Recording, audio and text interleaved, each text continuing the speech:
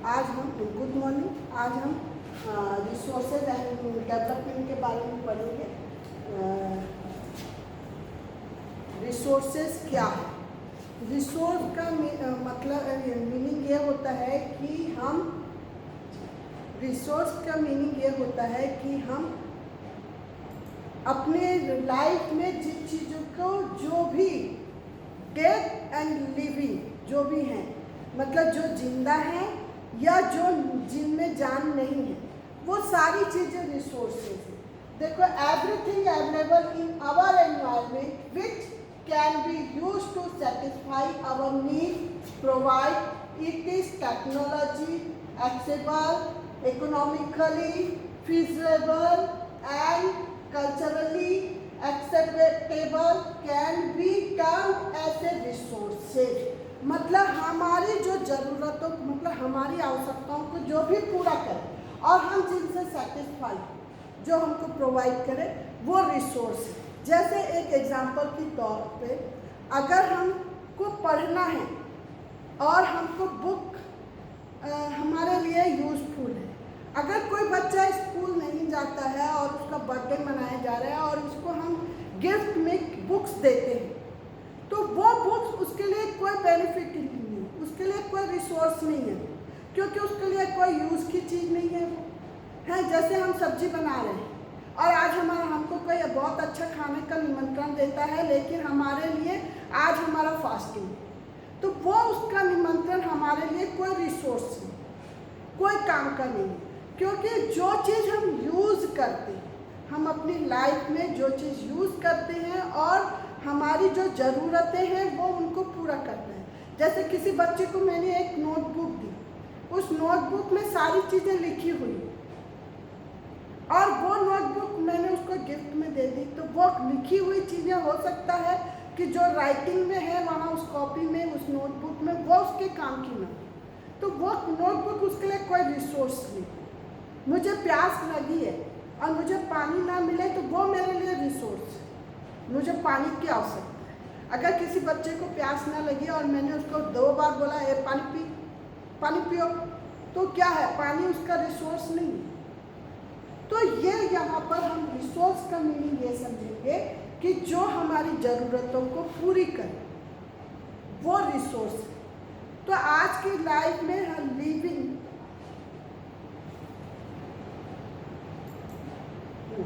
यहाँ पर देखो relationship between nature, technology and institution. हम नेचर, टेक्नोलॉजी एंड इंस्टीट्यूशन, यहाँ पर हम एक चीज़ देखते हैं, फिजिकल एनवायरनमेंट क्या है और human being interact with nature through technology and create institution to accelerate and their economic development. हम यहाँ पर देखो एक ड्रॉ बना हुआ है, टेक्नोलॉजी भी है, इंस्टीट्यूशन भी है और नेचर भी। एक एग्जांपल के तौर पर मैं ये बताने का प्रयास करती हूँ कि कई बार क्या होता है, टेक्नोलॉजी, हमारे पास सारी चीज़ें हैं, हम घर में, हमारी दादी अम्मा खाना बनाती हैं, कई बार हम कुछ बीमार होते हैं तो कुछ घरेलू नुस्खे भी किए जाते हैं।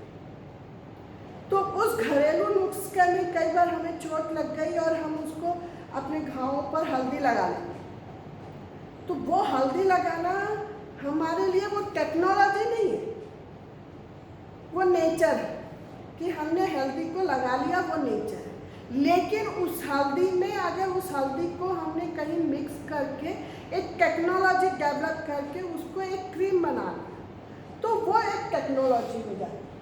ह्यूमन द्वारा ही है वो टेक्नोलॉजी डेवलप, और वो टेक्नोलॉजी में डिवाइड हो गया, और वो अगर हम किसी इंस्टीट्यूशन में जाकर उसको अपने पेटेंट कर लेते हैं, अपने नाम पर कर लेते हैं, वो किसी, तो क्या होगा, कोई इंस्टीट्यूशन उसको ले सकता है, कोई यूज़ कर सकता है, उसके बारे में इंस्टीट्यूशन में जानकारी दी जा सकती है। तो ये एक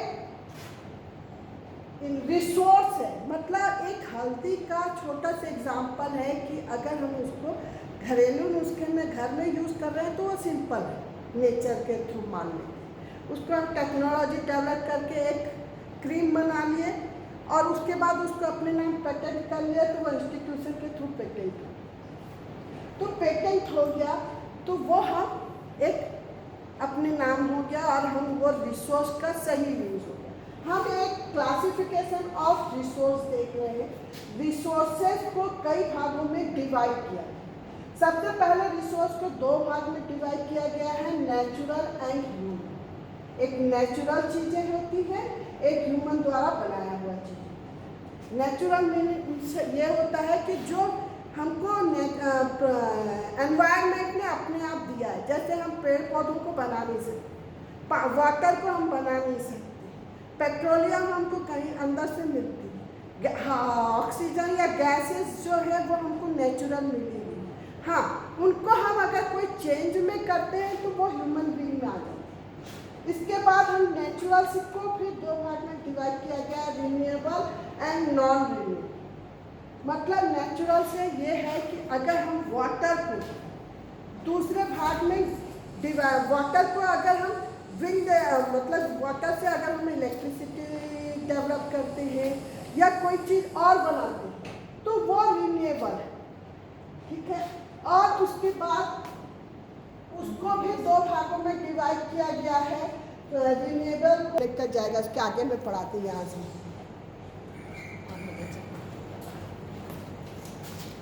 हाँ, इसके बाद हम अभी देख रहे थे कि natural, renewable, non renewable, continuous, biological. Biological को दो पार्ट में डिवाइड किया गया, natural and wild life.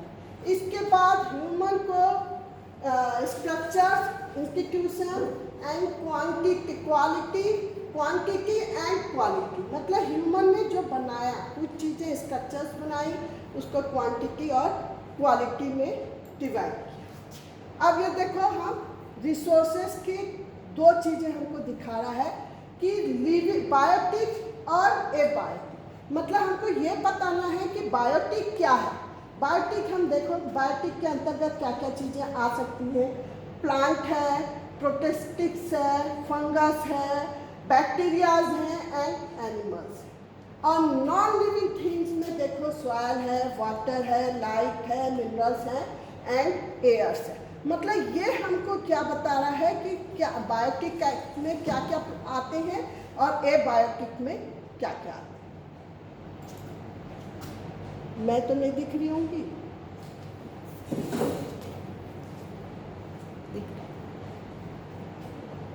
On the basic of organs. अब हम बायोटिक रिसोर्सेज के बारे में पढ़ रहे हैं। तो देखो, obtain from biosphere have a life. मतलब यहाँ पर बायोस्फीयर के है, ऑब्टेन है ये, इसमें लाइफ होती है, जीवन होता है, ह्यूमन बीइंग्स होते हैं, फ्लोरा एंड फौना होते हैं, फिशरीज होते हैं, live stocks. Live stocks means होता है एनिमल्स, ठीक। एबायोटिक रिसोर्सेज में देखो, composed of non living things. इसके अंतर्गत rocks and metals. Dividing the environment, मतलब दो डिवाइडिंग ऑफ एनवायरनमेंट को हमने दो भागों में डिवाइड कर दिया, पहले भी देखे हैं, biotic factor and abiotic factors.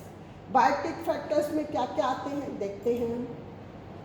देखो, बायोटिक फैक्टर्स में on the basic of exhaustibilities, मतलब रिन्यूएबल रिसोर्सेज और non renewable resources. Renewable resources में हम देखते हैं कि जो चीज़ हम कुछ चीज़ें नहीं बना सकते, मतलब कि जैसे कि हम वाटर से इलेक्ट्रिसिटी बना सकते हैं और विंड से भी इलेक्ट्रिसिटी बना सकते हैं। मतलब हम कोई चीज़ किसी वेस्ट में, किसी मटेरियल से एक नई चीज़ें डेवलप करें।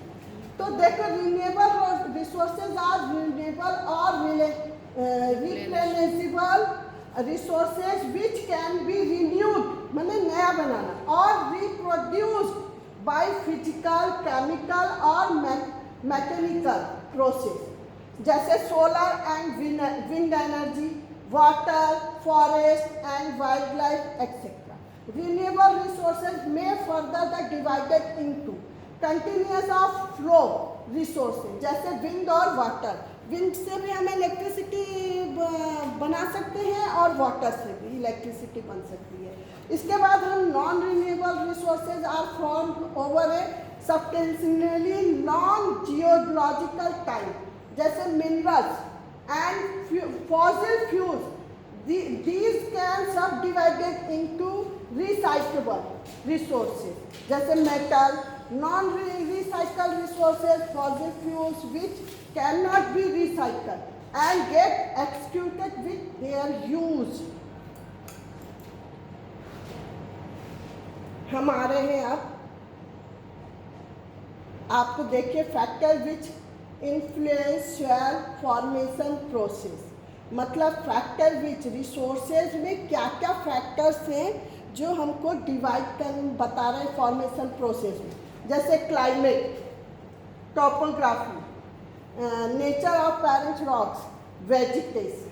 मतलब हम climate decide the rate of weathering and the type of vegetation.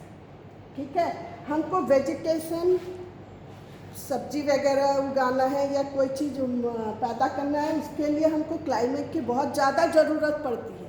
हम उसके बिना कोई पौधे, अगर हमको सनरेज ना मिले तो हमारे पौधे देखोगे बिल्कुल मरने लायक हो जाते हैं। तो उसके लिए हमको क्लाइमेट, और उसके बाद अगर बरसात ना हो तो हमको बहुत सारी प्रॉब्लम्स का सामना करना पड़ता है। Topography of the land decide the accumulation of soil, ये भी हमारे लिए टोपोग्राफी भी लैंड के लिए बहुत ज़रूरी है।